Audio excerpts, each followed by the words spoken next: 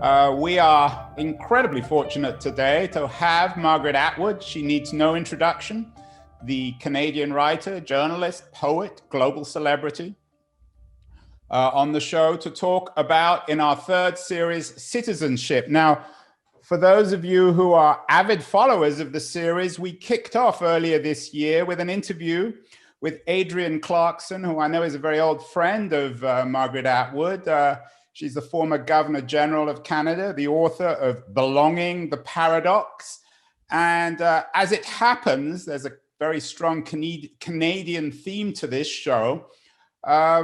Margaret Atwood received the Adrienne Clarkson Prize for Global Citizenship last year, I think, in which, of course, Adrienne Clarkson made Margaret Atwood a global citizen. Now, Margaret, before we get into global citizenship, I do need to note in terms of the audience that there'll be no Q&As today because we only have 45 minutes because Margaret has another interview after. I also want to thank our sponsors, partners, Bertelsmann Foundation of North America, Humanity in Action, and the Institute for Canadian Citizenship. This will also run, I hope, on my Keen on Lit Hub show. A lot of people then are going to get to look at it. It will go live on the Bertelsmann Foundation How to Fix Democracy website, probably in about a week's time. Margaret, welcome to How to Fix Democracy. Let me begin with a question in terms of that award you got from your old friend, Adrienne Clarkson. What does it mean to be a global citizen? And do you believe that you are one? Well, I've got no idea. And I did say to Adrienne, I don't think I'm global enough to do this. And she said, yes, you are. And I said, no, I'm not. And she said, yes, you are. And we had a fight like that. And she always wins those fights because she is several months older than I. And in the Chinese and she has more shoes than you, doesn't she? A lot more shoes. Plus, she had better hair when we were in college. Plus, she is a tiger, and I'm only a rabbit. So sooner or later, I have to give in. And so she won that fight, and we did the event, which was a lot of fun because I got to talk about her better hair in college. But global citizenship, it's always a problem because each country has a different idea of what it is to be a country, and each country has a different idea of what it is to be a citizen of that country. However, I am of the generation when we were doing the Universal Declaration of Human Rights. Universal, it said. Not everybody signed on to that. And we were also doing a lot of Brotherhood of Man and folk songs about everybody belonging, and we were doing, I think that was Dorothy Lang who was doing People of the World, holding hands, and those sorts of ideas were pretty idealistic, but they were floating around in the 50s, which was right after the war, when we had seen the horrible results of extreme nationalism and exclusion and genocides and killing people because they were a certain kind of person. So it was a time when people believed in those ideals. And Adrienne herself, her story is that her family escaped from Hong Kong just as it was being invaded in World War II, and they arrived in Canada really with not much of anything and had to start again when she was a child. I'm curious about that. When I was reading about you and Adrienne, I mean, this is an interview about Margaret Atwood rather than Adrienne Clarkson, but this notion of belonging, of course, particularly resonates with her because she belonged twice, or perhaps Three times. Really belonged. You've never had that struggle, have you, with belonging? I've always got the sense that Margaret Atwood knows exactly who she is and where she came from. Is that fair? Sort of, but look at a map of Canada. It's very big, and it's very big in area and fairly small in population. And different people from different parts of it have different accents, believe it or not. Maybe to the untrained ear, you wouldn't, you wouldn't notice. You mean class or geography or everything? Geography, everything. So my family was from the extreme eastern part, namely Nova Scotia. It's one of the oldest parts. People are very keen on genealogy there. The aunties always go in for it. And they have particular accents. So my family were then economic refugees. We ended up in Ontario, where I now am. And I didn't talk the same way as people here did. Just putting that out there. Um, so yes, I know I'm from Canada, but the part of Canada that I'm from has always been a bit fluid.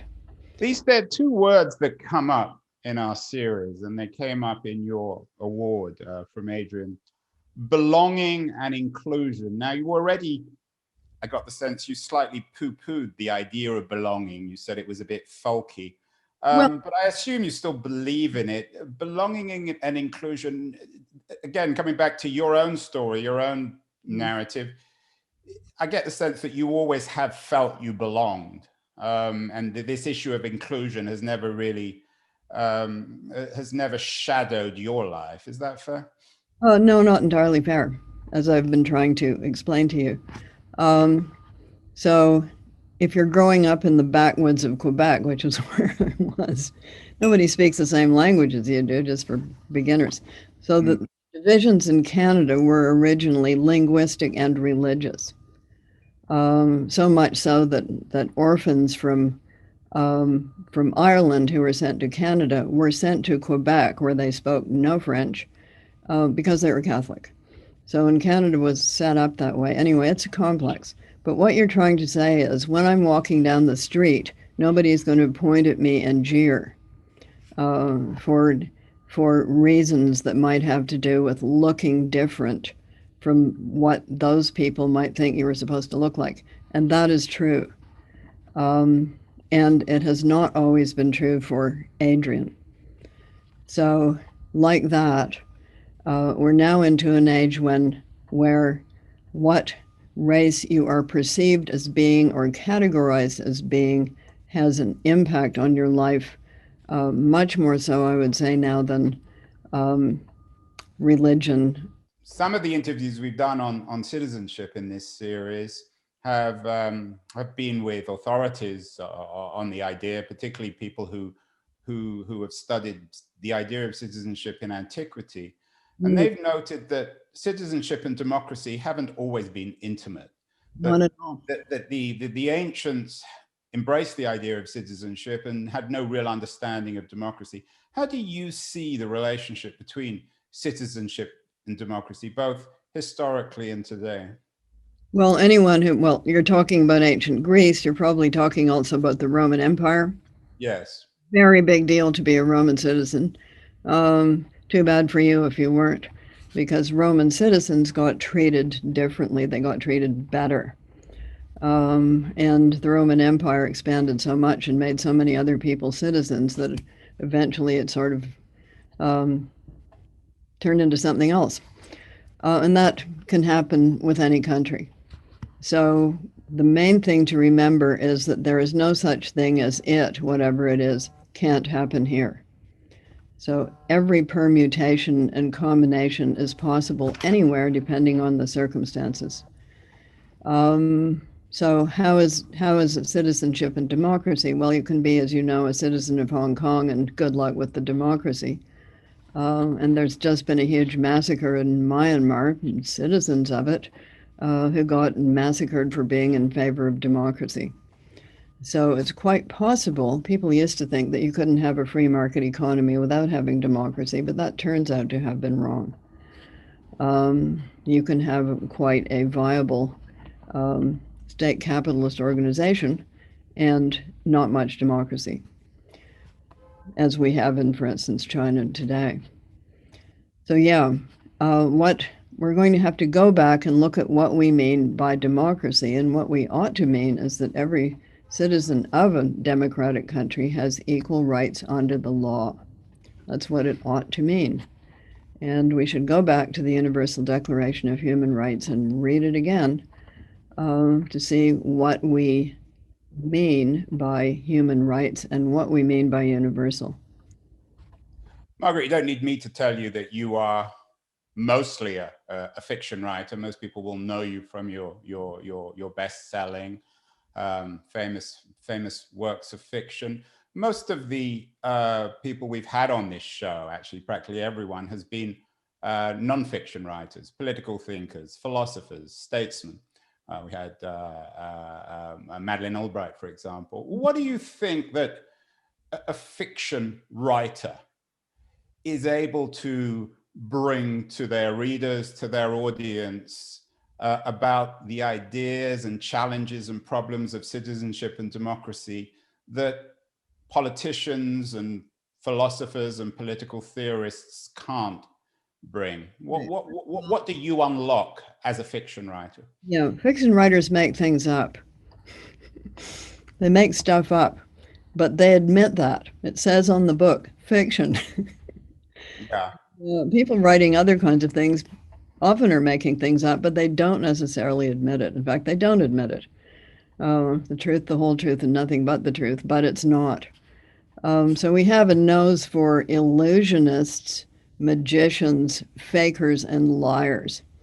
And we can write books about magicians, illusionists, fakers, and liars that might lead people to understand how these people get away with what they do, and what you should therefore be watching out for in propaganda and online lying and that kind of thing. Because when you get a lot of that, it's usually a prelude to something going really pear-shaped with democracy. If we cannot know what the truth is because we are so distrustful of people who have been lying to us, on what are we to base our opinions? There was a march in Washington, a women's march, I think in 2017. Someone was carrying a banner that said, "Make Margaret Atwood fiction," meaning that your stuff, particularly, of course, your Handmaid's Tale, it had become nonfiction. It had become real.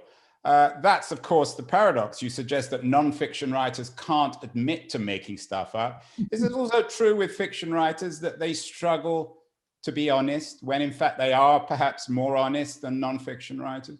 Well, you can only speak for yourself. You can't speak for fiction writers as a group. For But yourself, then?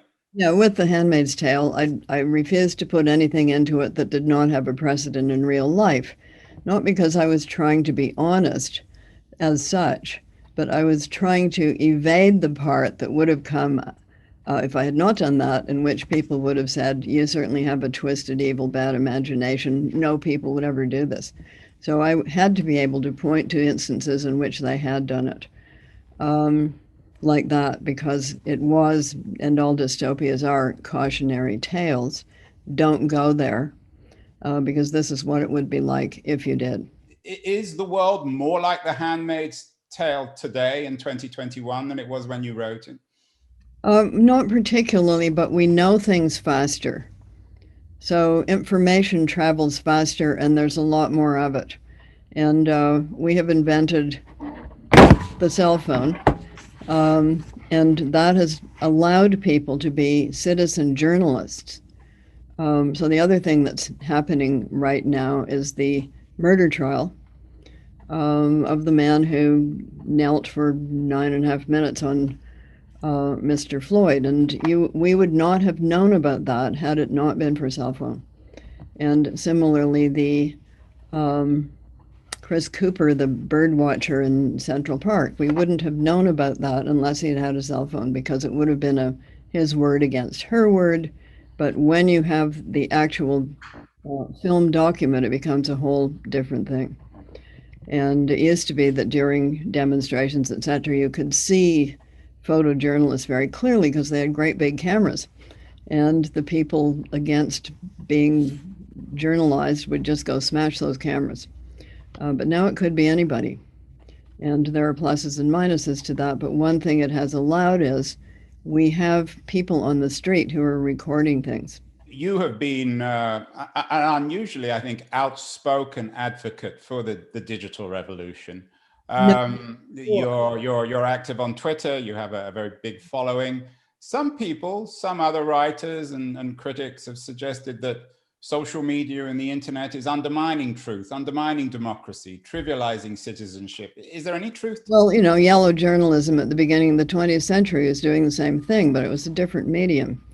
And film newsreels, propaganda put out by Germany. I mean, they had the whole thing covered with propaganda, but it was a different medium. And radio had just come in, extensively used by Hitler, a different medium. So is it the medium or is it the people using the medium? McLuhan would say both. The medium is the message. So this particular medium allows things to move a lot faster. It allows a lot more people to be using them. Pluses and minuses. Citizens in non-democratic countries can use these things to communicate. Minus, their governments can spy on them through the very same methods of communication. So that is all in flux right now. And every time a new method of communication, every time a new medium comes on stream, it always causes social disruption. There is no exception. Gutenberg presses did the same thing in their day.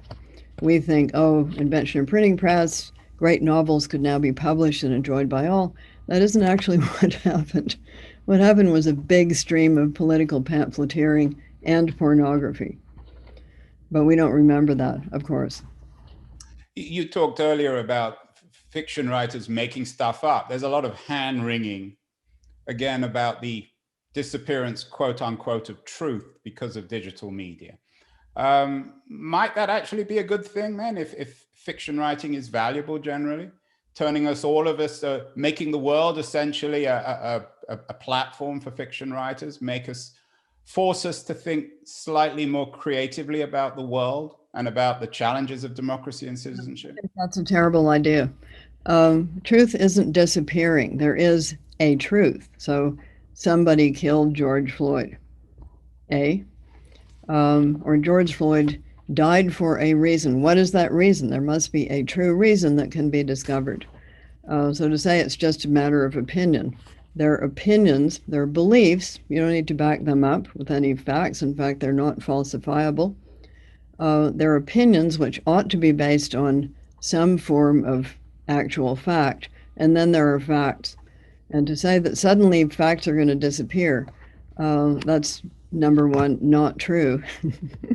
And number two, a terrible idea, because as George Orwell would say about it, it then becomes a question of who's got the biggest megaphone. And who does have the biggest megaphone, do you think, in our digital age? Well, it depends where you are. But I will point out to you that in any respectable political coup, you first seize the people you want to topple, and then you seize the communications media. That's what you get hold of. Sorry, go on. Yeah, that's it. You get hold of the megaphone so that only what you say is going to come out through it. We've also had a lot of thinkers, both from Europe and from North America, Canada, and the United States on the show, Margaret. Do you see, you before pre-COVID, you traveled a lot. Your work is extremely popular in Europe and elsewhere. Do you see a gulf now between North America and the United States and Europe when it comes to fixing democracy and making sense of citizenship in the early 21st century? Well, I think, as I said at the beginning, every country has a different idea of what that may entail. And the problem of the United States is living up to its own propaganda. So as soon as you come out with a Declaration of Independence and a constitution that's talking about equality and so forth, but a lot of the people in your country are not allowed to be full citizens, you've got a problem. Similarly, the French Revolution, liberty, equality, fraternity. Notice that sorority was not mentioned. In fact, women got pushed back by the devotees of Rousseau. And Olympe de Gouges, who wrote the Universal Declaration of the Rights of Women, got her head cut off. So how far are you going to go with equality, and what do we mean by equality? Speaking of America, in 2003, you wrote a public letter to America that began, "Dear America, this is a difficult letter to write because I'm no longer sure who you are." Sounded to me like a breakup letter in 2003. How many times, Margaret, can you keep on writing these breakup letters? At some point, you're going to need to break up, won't you? Well, what would that mean? I'm 81. Let's be Not real. come here, write Yeah. it up, say that America is a failed democracy and is no longer relevant in the world of democracy. Oh, no, I wouldn't say that at all. I would say America's in a stage of trying to live up to itself yet again. But all democracies do that because you have a democracy and you say blah and blah blah and equal blah. But then some person or group gets an edge, usually by making a honking huge amount of money. And one of our problems, if we're going to be global about it, is that very few people control a huge amount of the world's wealth. So how pre-French Revolution does that feel? So if you're going to fix, quotes, democracy, you're also going to have to horizontalize some of the wealth, which is one of the things that Biden's plan is doing right now. But you're going to have to do it, I would say, a bit more. And the other thing you're going to have to do is look at situations being created by the climate crisis that are disadvantaging large numbers of people. What are you going to do about that? How are you going to fix that? So fixing democracy is an abstract. You're going to have to look at the material cultures of the world, how to fix them. Because it's very hard to be equal if you make 10 cents and somebody else has got $10 billion. I do want to come back to the environment, Margaret, later. And in fact, our second series of How to Fix Democracy focused on this relationship between capitalism and democracy. You mentioned Jean-Jacques Rousseau earlier. You wrote about his perhaps best known and most influential political book, Social Contract. You said you described it as a crucial work, and you said that Rousseau reminded us that democracy is the most difficult form of government to maintain. Mm-hmm. Why do you think that is, and how can indeed we maintain it in our turbulent age? Okay, I would say look out for the signs of people who don't want to maintain it. So we're looking at voter suppression laws being passed in the States. Those are evidently people who do not wish to maintain democracy. So you look out for places where it's crumbling, and in the best of all worlds, you would rush over to those places and try to patch them up. So that's one thing that you can do. Before you fix anything, you have to first say, where is it broken? Why do you think that's broken? and then you can talk about how to fix it. And those things are different in different parts of the world because reality, like nature, is lumpy. I think it was William Gibson, the sci-fi writer, who said, right, well, the future is already here, but it's unevenly distributed. In every sense, geographically and economically. Is it most successfully distributed in Canada? Is Canada a leader when it comes to the future of democracy with its focus on Aboriginal rights and on cultural diversity? Well, it's talking a good show. And talking a good show is better than not talking a good show. Do you believe in that talk, though? Is it all talk, or is there some reality behind it? Believe in mean.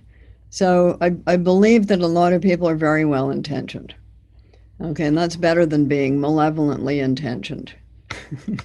Yeah, but when you say something like that, I know there's a bite there somewhere. Do they need to be a bit more realistic when they say they're good, well-intentioned? What else do they need to be apart from being well-intentioned?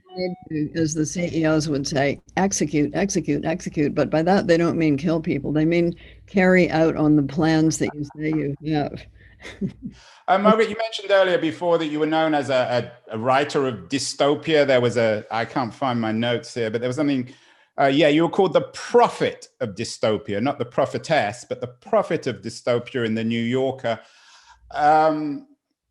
In terms of your so-called dystopian writing, of course, it's associated with The Handmaid's Tale. Why was that, in your view, a dystopian book? Not a prophet, not a prophetess, cannot predict the future. If I could, I would have cornered the stock market long ago. So all you're doing is reading the signs and saying, okay, we happen to be going in this direction rather than in that direction. And that doesn't take a lot of prophetic ability. I didn't have to, disembowel any birds to find that out. So dystopia does not necessarily mean a work of science fiction. It means a description of the society that we do not wish to live in. Utopia is presenting us with a description of a society that either thinks it's an improvement or closer to being perfect, or that we might think is an improvement or closer to being perfect. And neither one of these is necessarily desirable. Real life attempts to make a utopia on Earth have included the USSR, they have included Nazi Germany, they have included fascist Italy, and there's a list. And they always begin by saying, we're going to make things so much better, because we're just going to improve things so much, but first we have to get rid of those people. There's always some those people. So the problem of democracy, one of them is, where is the place for people who happen to disagree with you? Okay. And democracies do, or purport to, encourage debate. That's what they purport to do. They don't always live up to that either, but as I say, you never get perfect. And anybody who says they can give you perfect is probably some kind of cult leader. I've read the Handmaid's Tale several times. I've even taught it for university courses. I'm a big admirer of the book. The thing that was banned, that was so distinctive, that was different from previous dystopias, from Huxley to Orwell to Koestler, was love. Was that the core dystopian element in the book? This elimination, this making love illegal? That's one of them, but of course Orwell did that too.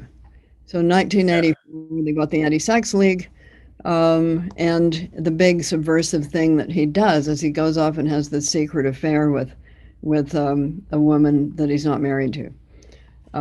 So that certainly is in his book. Brave New World, the savage falls, quotes, in love in a society in which sex is a recreation. And he just doesn't understand that at all. So it's always been a factor. Gender relations are a factor in any utopia or dystopia. They're always covered, so is clothing. So go all the way back to Plato. Yeah. Wanted to arrange things by having people take off their clothes and walk around so that old geezers could decide whether they were acceptable or not. Good luck with that. So yes, it's always been a factor. And in The Handmaid's Tale, they just revert to 17th century Puritanism and 19th century official sexual dogma. That is what they do. I know I'm guessing there's always a little bit of an irony, a little Atwood wink when it comes to when you talk about the fabric of democracy, given your interest in clothing. Should we be wearing particular clothes when it comes to citizenship? When Machiavelli wrote his great works, he used to dress in the clothes of state. To be better citizens, should we dress differently? Oh, well, try walking naked into a restaurant and see how far that gets you. So every society has these spoken or unspoken rules. No shirt, no shoes, no service. And they just happen to be rather stretchy depending on where you are. But sumptuary laws were the norm for thousands and thousands and thousands of years. If you go back to the Code of Hammurabi, only aristocratic women were allowed to go veiled. Being caught with a veil on, if you were, for instance, a slave, the penalty was death. So So let's not pretend that clothing has not been important. It's been very important. It still is. But what is in vogue, what is fashionable, what is acceptable, what is not acceptable has changed throughout the 20th and now into the early 21st centuries. So in the middle of the century, which I remember, but you don't because you're too young, you were not supposed to go out of doors if you were a female person without this astonishing rubber girdle on. Because you weren't supposed to have an actual bum. You were supposed to have a sort of sheath. Yeah. It didn't wiggle. But we could go into the details of Victorian underwear, etc., should you wish. Well, if it makes us better citizens, even I would wear Victorian underwear. Margaret, one of the other things about your books, which I love so much, is your focus on smell. We had a previous guest on the show, Ece Temokuran, I'm sure you know, the Turkish writer. She writes about a certain smell of democracy, the smell of onions, which brings you down to earth. She has a wonderful story about climbing up to the Parthenon in that sense. Are there particular smells associated with good democracy or good citizenship? No. Nothing? Word, no. Okay, I'm old enough, you're not, to remember when garlic was supposed to be a bad thing. It had not yet been embraced by great chefs of the world. So you were just, it was just, nobody knew about it. And that's in sort of Toronto, which, as Wyndham Lewis said in the 40s, was not a very fashionable address. But the spread of garlic, you can look at that. You can look at new citizens bringing their cuisines. Once upon a time, that would have been very frowned on. Now it's embraced. I think Toronto has, a couple of years ago anyway, it was the most multicultural city in the world. And you can have any kind of national cuisine in it, and people do. So I think one of the ways we learn about other people is through different kinds of foods. It's very direct, it's very primal, and it's pretty interesting to most people. Unless you absolutely aren't interested in food at all, you're going to be interested in it. And in The Handmaid's Tale, again, in your dystopia, all the food was like an English girls' boarding school. So perhaps that was another of the dystopian elements. Another of our guests on the show, the conductor, Leon Botstein, I asked him if there was a particular music, an acoustic to democracy. Any thoughts on that? Of course, we went through the whole Beethoven Ninth. I know that you think that the coming down of the Berlin Wall marked the beginning of today's crisis rather than the end of the Cold War. Is there music that you associate with good citizens and a healthy democracy? Okay, a healthy democracy. So let's think of what Hitler wanted to ban. Jazz. Jazz. Yeah, he wanted to ban jazz because it was corrupt. I mean, he had all of these ideas. He had a lot of ideas about what it was to be a good citizen, and they were exclusionary. So you couldn't do this, you couldn't do that, you couldn't do this, you couldn't do that. And I'll mention a book here called Good Citizens Need Not Fear, which is a book of short stories by a new writer and highly recommended. But that's how those non-democracies go. They go, good citizens need not fear, and you're a good citizen, aren't you? So you're not going to mind if we get rid of those people because they're not good citizens.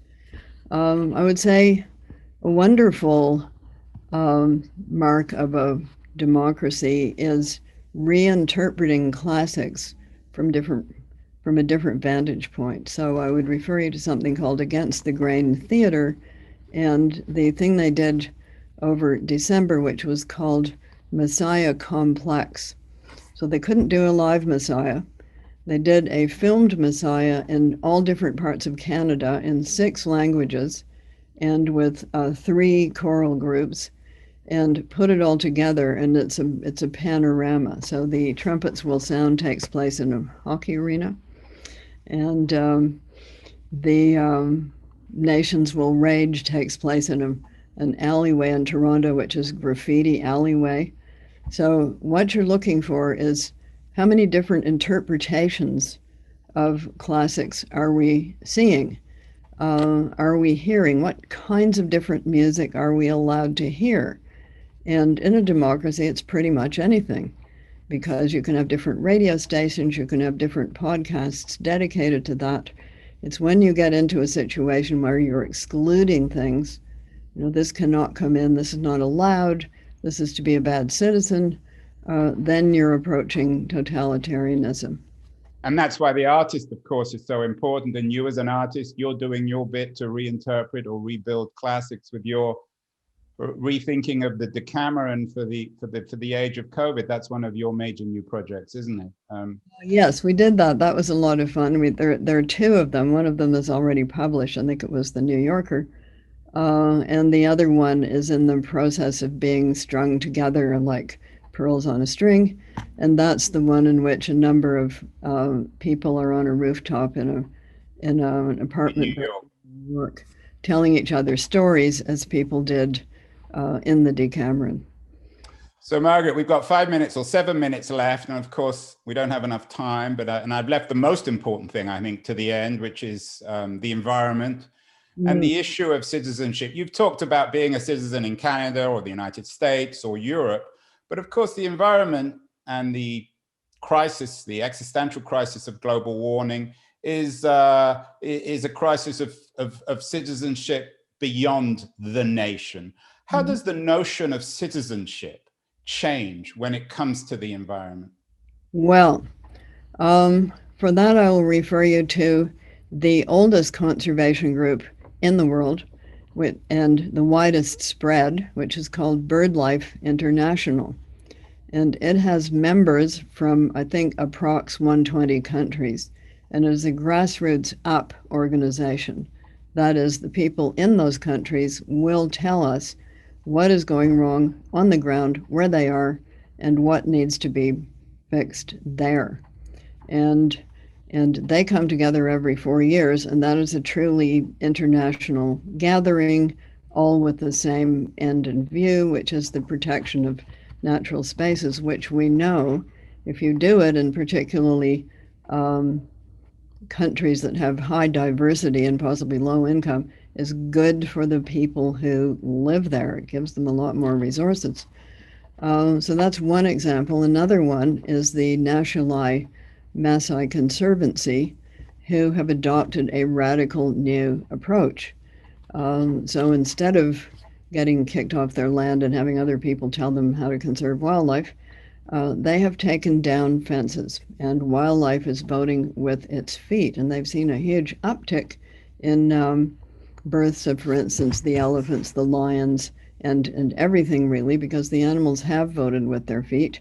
And should a lion eat your goat, they have a fund that will replace that goat. We haven't had many goat eating incidents.